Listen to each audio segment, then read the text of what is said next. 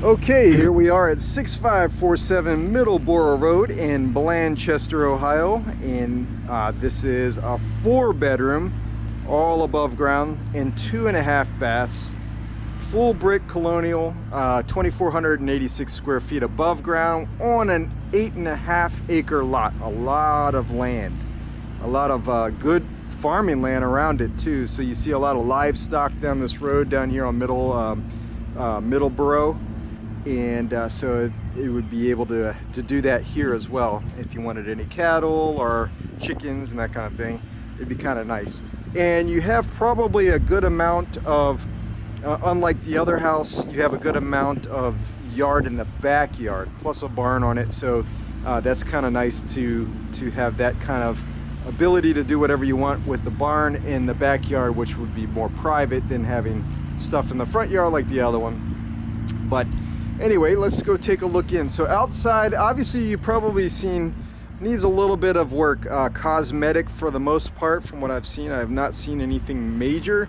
Some minor things like this gutter, as you can see the downspout is actually sloping down towards the house, which is not really going to do it much justice. So I'm sure all of the water basically stays down in this area, and it probably does not actually get out to this area because there is a decline into there. So you would basically have to rearrange that a little bit. Looks like there might have been a groundhog or voles or something right there digging through the underneath of the front stoop, but the front stoop does look like it's in pretty good condition, a good solid slab, and you can tell that it has not sunk because you would see some lines on the brick on the front. So it looks like it's probably in good shape there. One thing that's noticeable is, so you can see above the window, the Palladium part, this is known as the little half crescent up here is known as a Palladium window, and it does need to be caulked all the way around it. We could probably see a little bit of where the caulk is separating, which is very easy to do, but nothing major. So that's the cool thing about it. And the good thing about this is also is the design, because it's sunken into the house, and the brick is basically going to cover it from any moisture, rain coming down or anything like that. It's not going to get into those little cracks that you saw that are not sealed. So it's not that huge of an issue. And then you do see the bottom of the window, where the bottom of the windows will actually, they're pushing water away from the house with a little bit of a downslope decline right here on the bottom window with the brick. So both of those have those. So you shouldn't see too much water pooling down in here and just sitting there. It should roll down eventually because of the gravity. So as you come in, you do have basically a stairway that goes up to the 4 bedrooms there. You have to the left here the kitchen area, plus another living room. Then you have a half bath right here, and then basically your formal living room and a formal dining room over here, which is what basically we're going to go that way. So we'll just do a little circle around, and nothing to note. Basically, a lot of times with those windows, sometimes you'll see moisture stains or something like that below it. Obviously the carpet is stained, but it's old carpet, and I think there was probably a family of smokers or something like that was probably helping to stain the carpets. So that's probably what you're seeing, because there are signs of smoke stains all the way around everywhere pretty much, especially in the bathrooms, which is where you can see them the most when the moisture actually pulls up from the hot shower and that kind of thing. So we'll notice that a little bit later. So again, you can see carpet needs to be done, painting pretty much needs to be done, but overall it looks like it's mostly just cosmetic stuff that needs to be done.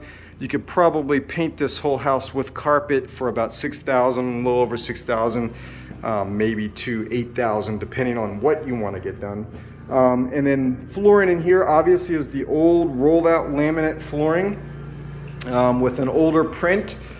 In this, I forgot to say the age of this house is 1984, a little bit older than the previous one, but not that much older. So you do see a lot of upgrades in the other one versus this one, and obviously it doesn't really have any appliances to go with it on this one. So appliances could easily cost around $10,000 if you want the stove, refrigerator, I think it does have an older dishwasher right here, but you'll probably want to, it's cheap enough anyway. There you go, for about $700, something like that.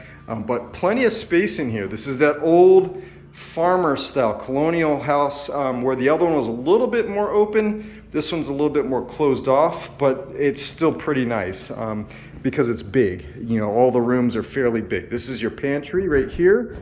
Then you have the lower level basement down there, also unfinished, partially finished, I think. And we'll go down there in a second. And this would be more of your family room. You do have some burns on the carpet, probably from some hot coals or something like that. That is a wood burning stove with an insert right there. The insert blows out. When you plug it in, it has a fan in there. Plug it in on the side right here and it'll blow the hot air from whatever is burning inside into the room. So, and they do a really good job. So no issues that I can see around the windows. I like to look for those, especially with these brick homes, the older brick homes. And it looks like it's a good quality design. It's just basically very cosmetic issues. So you see some separation from the trim down there.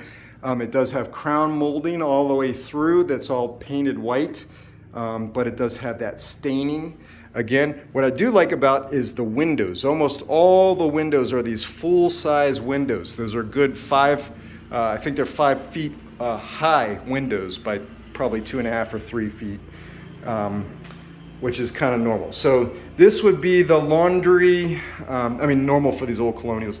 This is the laundry room, and washer and dryer would go right here. There's your dryer hookups. There you have a washer, a sink right here with the washer hookups right behind it, and then a folding table with a half bath right there, and then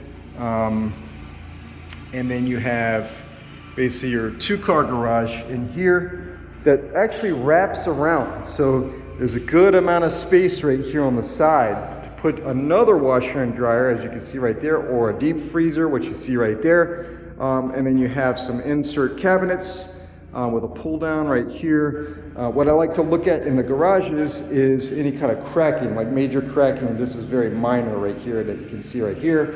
And that would be an indication of settling on the foundation. And if there's settling in the foundation in the garage, which is the more noticeable areas, then you probably will see it elsewhere in the house. And so that is a good sign for this one that there's not any major cracking that I can see visible in here. And there is a slope. This is kind of nice to see in a garage, that you have a slope down, a little bit of a slope down. It's by design, so any kind of moisture from outside will not actually come in and flood the area in here. So that's a good thing, a good design right there. And so we'll go ahead and do a quick run. See, they're doing some work back here. This one, unlike the other one, is not a full brick wrap. It's mostly brick on the back side, but it's half. So this is half brick right here with vinyl siding above that, where the other one was completely brick other than the trim. So, and then we're going to go back around to the coat closet right here.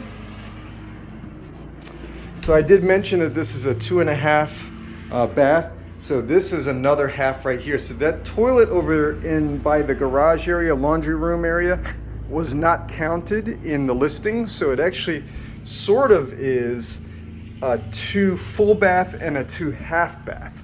So that's kind of interesting and nice for any guests or anything that want to come from outside. Excuse me. So as we come up to the upper stairs, that's the master. You have like a smaller bedroom right here, but it actually goes around. It's pretty long. And then you have the half bath, a bigger bedroom right here, and a good sized bedroom in here as well. So this is probably the second biggest bedroom that we're going in right now. The second biggest bedroom looks like it's around 16 feet by 12. So that's probably this one, 16 by 12. Good size. You can definitely put a king size bed in here with the set, chest of drawers and that kind of stuff, and it would be fairly comfortable.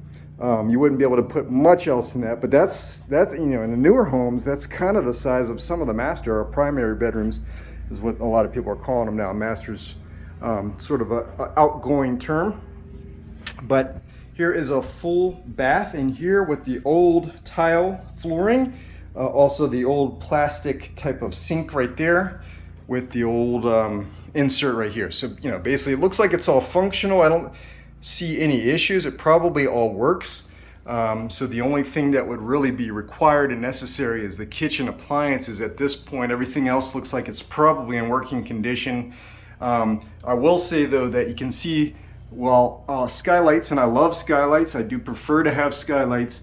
They do have issues, and a lot of times it's because the seals around the skylights did not actually hold in the moisture from the outside for a long period of time. So when they start to get over like 5 years, you really have to make sure the seals around them on the outside are done well. Or even better, if you have flashing on them that go underneath the roof tiles and keep the water away from the edges here, that would even be better. But that usually is not the case. Usually they pop up and protrude from the tiles up on top of the roof, and then that basically can trap in moisture, you know, if it's trying to roll down the angle of the roof, could get trapped anywhere along the side of the skylight. So, and you can see right here, there are some gaps. So that's probably an indication that there was an issue at one point, maybe some still issues now. There is some staining, a little bit of staining right there in the corners, but it doesn't look like it's major, and it might be, this actually looks like a new skylight, so they probably actually redid it fairly soon, and I bet it's fixed. But it would be something that you would want to get an inspector to look at. And so this is probably the second smallest or the third biggest bedroom, and this is probably, looking at the dimensions, is probably the 12 by 12 feet by 12 feet. It does kind of look like a square, but that's what this is. And then the next one would be a 13 by 12. And so as we go over into the other side, you do have a hall closet right here where you put the linen closet, put the linen in there. Then you have another bedroom right here, probably the 13 by 12. And that's probably only because of this bump out here. So that's not a perfect 13 by 12, but I bet that's why they made this 13 by 12 and not the 12 by 12. Otherwise, this would be probably a 12 by 12. Looks very symmetrical as a square. So, and then we have the master primary bedroom, very big. So the primary bedroom is a 20 by 16, 20 feet by 16. And this is basically kind of like a makeup area right here. You have a full bath in here with one sink in there and an insert right here. It looks like the toilet is a little bit newer. It does have that older tile flooring and older insert right here, but you can see right here the staining. And I believe that's from that smoke, cigarette smoke, that kind of thing. And once it starts to get hot and moist in here from a shower, then it starts to turn into water, and it actually starts to stain the ceiling. And I think that's what that is from. It also could be mold, so that would be something that you could look at, and you would probably want to get the inspector to do a mold meter to test that out. But again, so this skylight, it looks brand new to me. So it looks like the other one, almost the same age, I'd say within 5 years, if not brand new. It's somewhat new, and I think that's why you see some of the wall peeling up there is from when they installed it. It looks like it's probably dry. There is some staining down here, so that might be from the previous leak that they might have had. But overall, it looks like it's probably fixed. And then this is a walk-in closet, good size, as you can see right here. And then a gigantic master bedroom where you definitely could put a king size and plenty of space for your drawers and that kind of stuff in here. So no issues. There are definitely some stains up here. Does not look like a moisture stain. It more looks like, to me, again, probably from cigarette smoke. And this is more of a deeper stain right here. Again, it does not look like a moisture stain to me, but it's possible that there is moisture on the other side of it, and maybe that's what we're seeing as the beginning of the seepage on the underside. So, but I don't think so. I really think that's probably from cigarette smoke. This might have been where the end table was. What you can sort of see is what these indentations are, like the little square right here. You have a kind of like two squares next to each other. Probably was an end table on the side of the bed, and then that's probably where like the ashtray was, and it just, you know, smoke rises and probably was right there, I'm guessing. So, and then there's no stains from the windows on the corners, so that's a good thing there. So overall, just cosmetic stuff. And I like to actually take a peek of the window, the roof from the windows upstairs. That does appear to be a newer roof, I'd say within a year or two. So probably also when the skylights were, the skylights were installed, probably with the new roof as well. So I didn't check to see if it said that, and it does not say, let's see, it does not say in the listing anything about a new roof, but oh, it does say newer roof in mechanics. So I'd say that's within 5 years, most likely. All right, so that is it for the upstairs. Try to keep these around 15 minutes, but we're gonna run down to the lower level real quick and just get a real quick peek of the basement and check that out, because that's where you might see some of the moisture stains.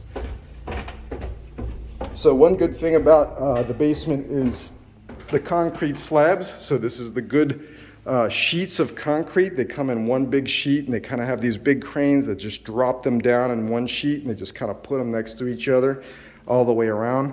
So it's basically much better than your cinder blocks. Cinder block is probably one of the worst types of walls.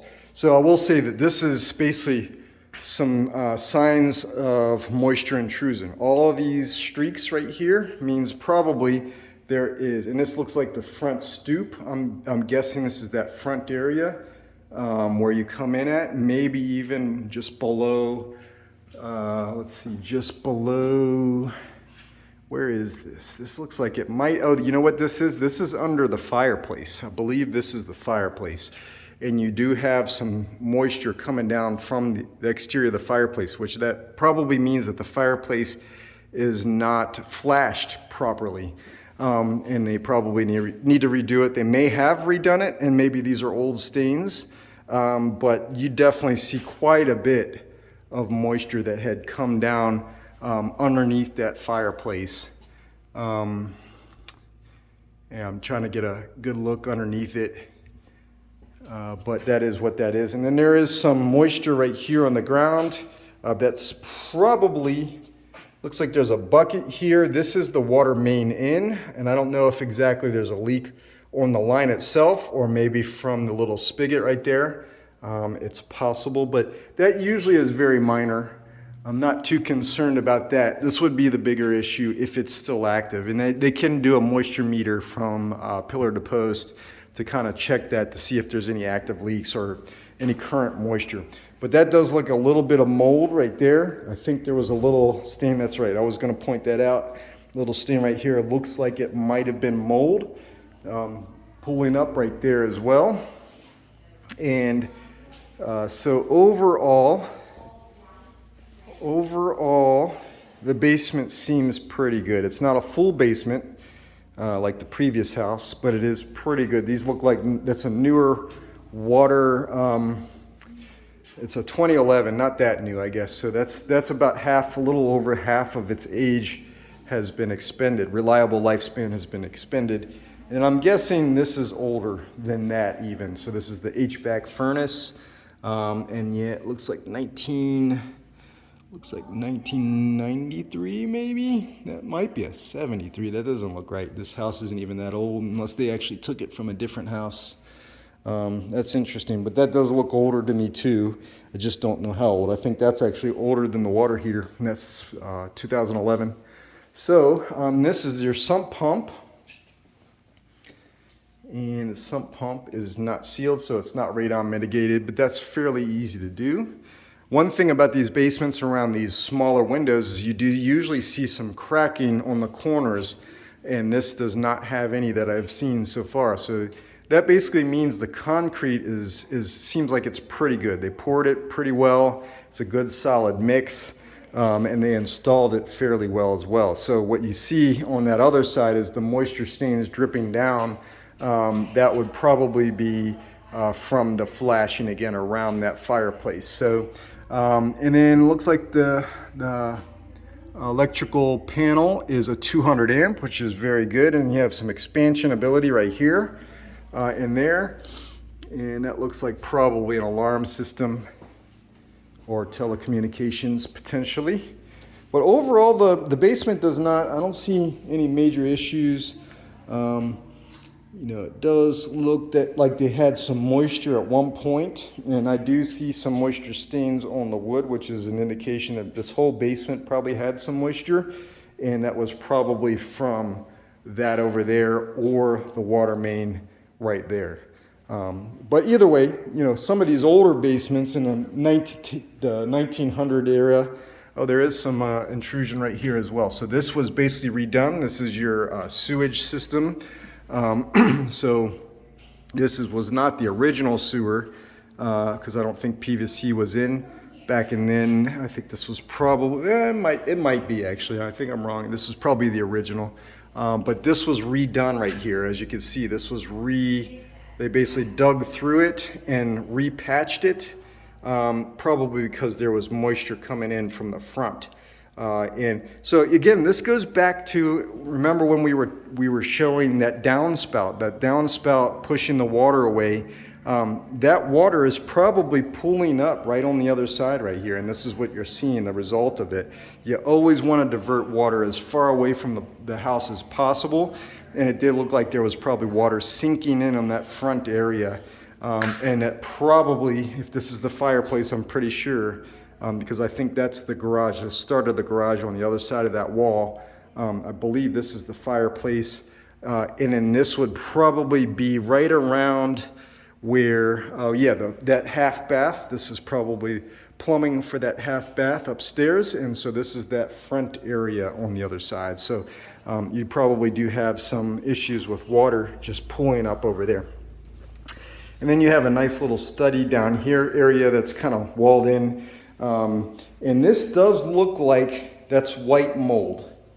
That looks like white mold. So that's pretty much a telltale sign that the basement does get some moisture. And there's no dehumidifier that I saw. So that would kind of help with that mitigating the basement.